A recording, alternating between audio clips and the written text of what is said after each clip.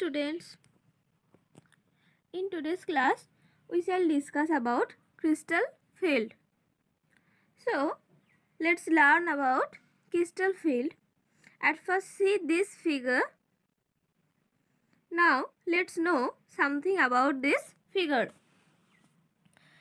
In this center of this figure, metal is present. In the center, metal is present, which bears positive charge.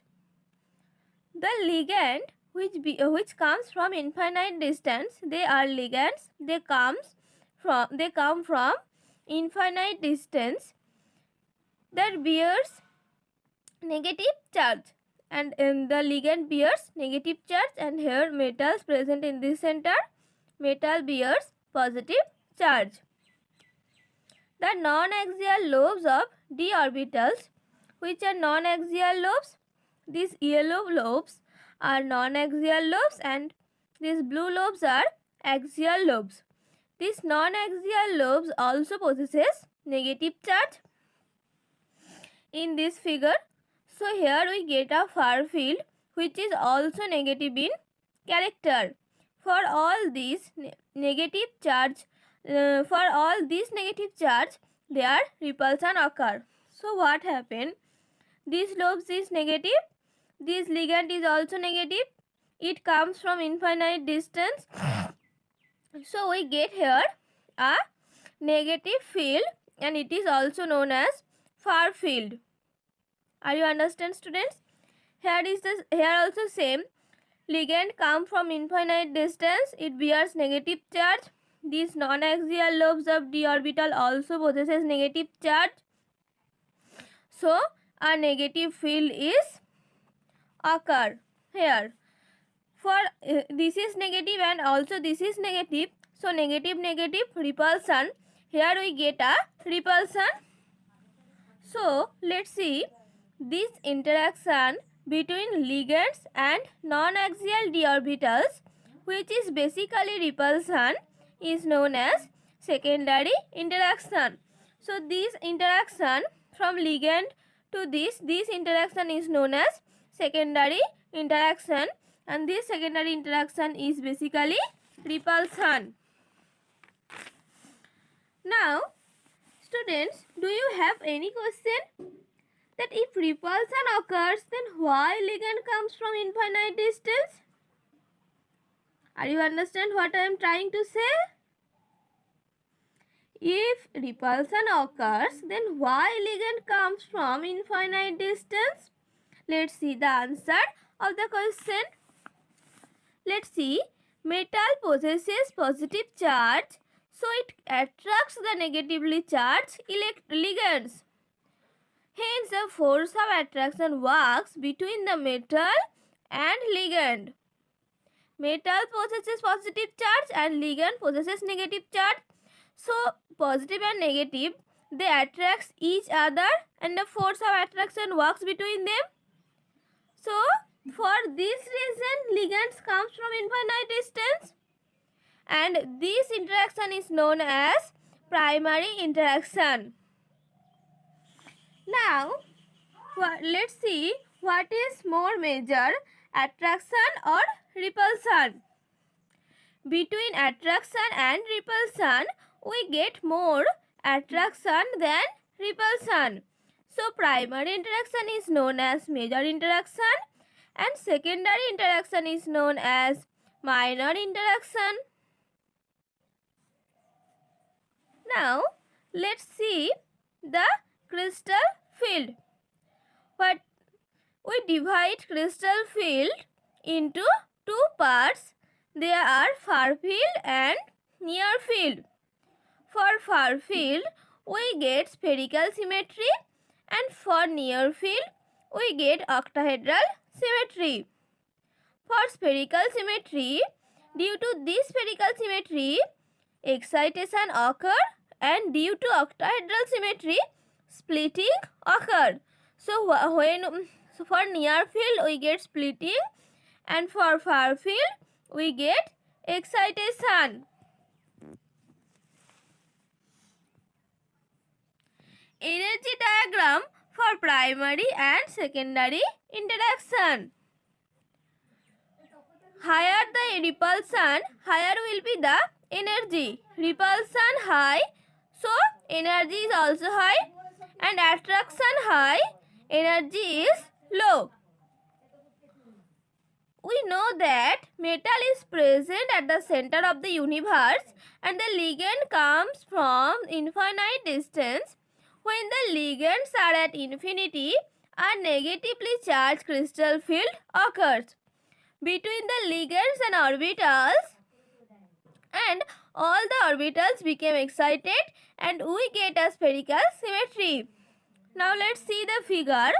When ligands come from infinite distance, these three lobes or orbitals get excited and because of this negative field, and we get here a spherical symmetry. We get here a spherical symmetry, and here also. This is the spherical symmetry for ligand. This metal possesses a positive charge and ligand possesses negative charge, and these lobes are possesses negative charge. So when ligands come from infinite distance, here a negative field arises and we get a spherical symmetry. For this spherical symmetry, what we get? We get excitation and the orbitals get excited. Now, when these ligands come aside, a near field arises. Under this near field situation, we observe that some orbitals which are overexcited release some energy and get into lower mode, and the underexcited orbital goes to upper mode, thus splitting occur. Let's see. Here we take octahedral complexes and we see the splitting for octahedral complexes. Here we take d orbitals. They are in ground state. GS means ground state. Now when they excited, this is pseudo excitation. That means all the orbitals are not same excitation. Between these three orbitals are overexcited and these two are underexcited. These three are overexcited and these two are underexcited. So overexcited orbitals release some energy and gets into lower mode, and the underexcited orbitals take some energy and goes to the upper mode. A line between these two is present. This line is known as barycenter. What is this line is known as barycenter. Now the energy difference is known as del O, O for octahedral. Now for octahedral complexes, these non-axial d orbitals known as T2g and the axial d orbitals known as Eg. Now here two orbitals are present and the energy increases from these three. So this is known as 3/5 del O, and here three non-axial orbital is present and energy decreases from these two. So minus 2/5 del O. For this pseudo excitation, we get splitting, but here if true excitation occur, then we get no splitting here. For octahedral complexes, non-axial orbitals get overexcited and axial orbitals get underexcited. Now let's see the excitation for p-orbitals. P orbitals are px, py, pz. All these are axial orbital. Here no non-axial orbitals are present, so no orbitals can be overexcited and we get true excitation. For pseudo excitation we get splitting. Since true excitation occur, we cannot get any splitting here. So what we see?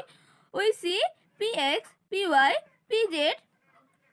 truly excited state and they remain same px, py and pz, and we named it as T1U. T1U. Now let's see the splitting for s orbital. For s orbital, we cannot get any lobes, so it remains almost in the same energy. Here neither far field nor near field occur, and we get neither excitation nor splitting. What happened? We get neither excitation nor splitting. So this is s orbital and it remains almost in the same energy level. So we get here no excitation and no splitting. And this is named as A1G. A1G. Now let's see a summary. This is far field, this is near field. For far field we get excitation, for near field we get splitting. Now for d orbital, excitation occur and splitting also occur. For p orbital, we get excitation but we cannot get any splitting. Here no splitting occurs for p orbital, and for s orbital we get neither excitation nor splitting.